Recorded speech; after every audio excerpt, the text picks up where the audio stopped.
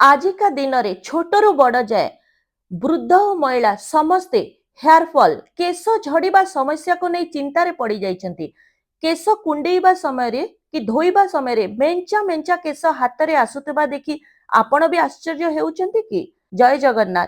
मु डॉक्टर श्वेतपद्मा नाथ आज आपणक सह कथा हबाकू जाउची केश झड़ुतबा समस्या और तार समाधान को नहीं। आम देश रे 80% लोक केश झड़ीबाकू नहीं चिंतार पड़ जाइछंती।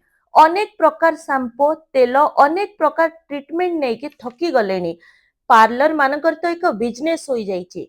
सबुठु इंटरेस्टिंग कथा हैला लोक कहंती अरे मु एते टंका खर्च कली किंतु केश झड़ीबा कम हेलानी। आज्ञा हाँ, एक्सपेंसिव प्रोडक्ट कि बेसी टंका खर्च करिदेले केश झड़ीबा बंद होई जिवनी।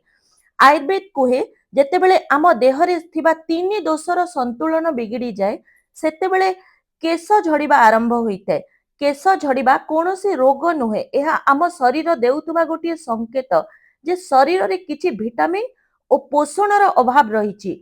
अतिरिक्त चिंता, भूल खाद्य अभ्यास, बहुत रातिरे सोइबा, अधिक केमिकल प्रोडक्ट यूज करिबा, शरीर रे डेफिशिएंसी, पोषणर अभाव हेउछि केश झड़ीबार मुख्य कारण।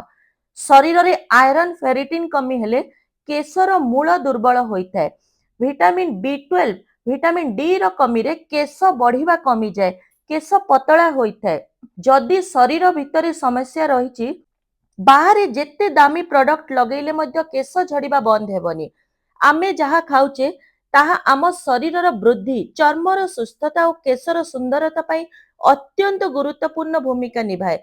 जदि गोटे मनिषर दिनचर्या सठिक थाए और आहार सठिक थाए तेबे सारा पृथ्वी रे एमिति कौनसी शक्ति नाही जे ताकू सुस्थ रहिबारु रोकी पारिबो।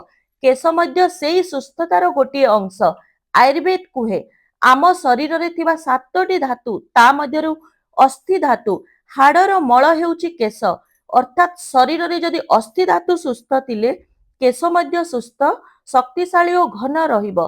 अस्थिर न्यूट्रिशन पाई जरूरी हैला विटामिन डी, कैल्शियम आउ आजिका दिन रे युवपीढ़ी हुअन्तु कि वृद्ध नागरिक सेमानक ठारे मध्य विटामिन डी रो अभाव सबुठारु अधिक।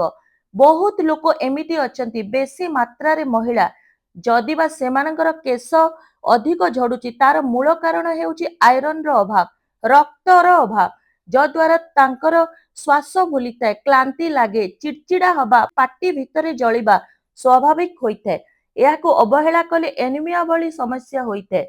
जो महिला मानकर केश अधिक मात्रा रे झड़ुची थरे जाई निजर हिमोग्लोबिन चेक करांतो। विटामिन डी, आयरन फेरिटिन रो कमी चुटी झड़ीबार मुख्य कारण होइଥାଏ।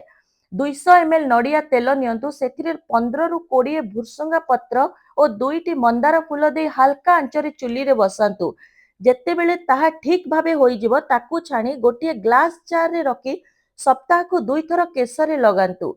भृंगराज जहाको केशर राजा बोली कुहा जाए, भृंगराज तेल सप्ताह को 2 थर केशरे लगांतु। एहार चूर्ण मध्य दिनकू गोटे चामच उषुम पानी रे नहीं पारिबे। सबेबेले मने रखिबे केश बाहर सौंदर्य नुहे, यह भीतर सुस्थतार प्रतिबिंब।